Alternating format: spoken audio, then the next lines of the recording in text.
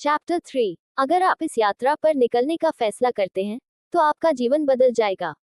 इसे बदलना ही होगा। बेनेट लिखते हैं, अगर आप सोचते हैं कि आप सप्ताह में 7.5 घंटे गंभीर निरंतर प्रयास करने में सक्षम होंगे और फिर भी अपना पुराना जीवन जी पाएंगे, तो आप गलत हैं।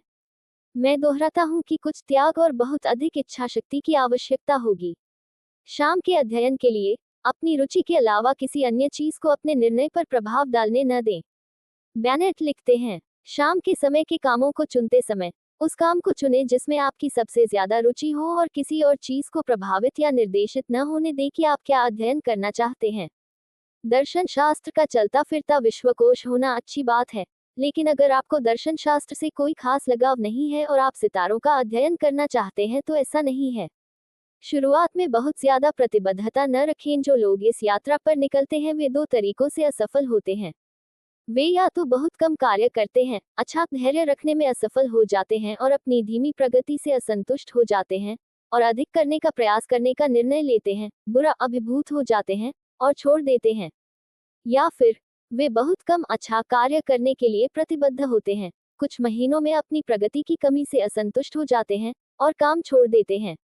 आपको इनमें से किसी भी रास्ते पर गिरने से बचना चाहिए। पहले थोड़ा कम करने का प्रयास करें, धैर्य रखें और परिणामों को बढ़ने दें। हो सकता है कि आप 3 महीनों में ज्यादा प्रगति न कर पाएं, लेकिन 6 महीनों में आप जरूर करेंगे और 7वें महीने तक आपको याद भी नहीं रहेगा कि ऐसा करने से पहले आप कैसा महसूस करते थे। आप कोशिश करेंगे और कई बार असफल होंगे, लेकिन चलते रहें।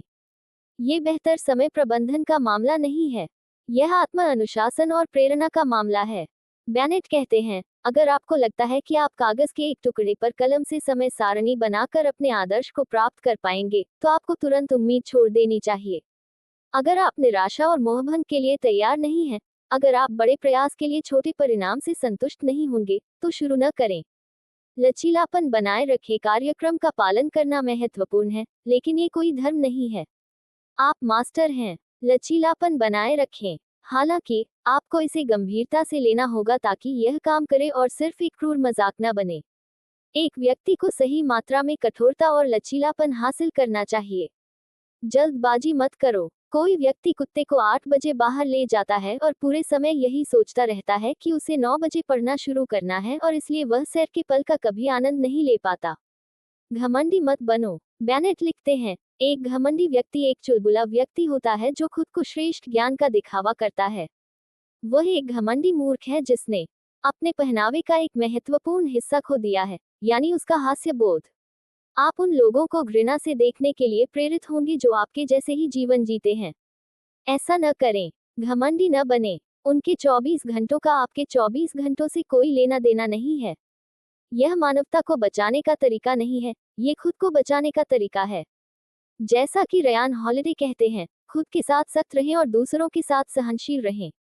इसे कहते हैं खुद किसी कारण से अनुशासन। अभी शुरू करें। आप सोच रहे होंगे, ठीक है, ये सब ठीक और बढ़िया लगता है, लेकिन मैं कैसे शुरू करूं?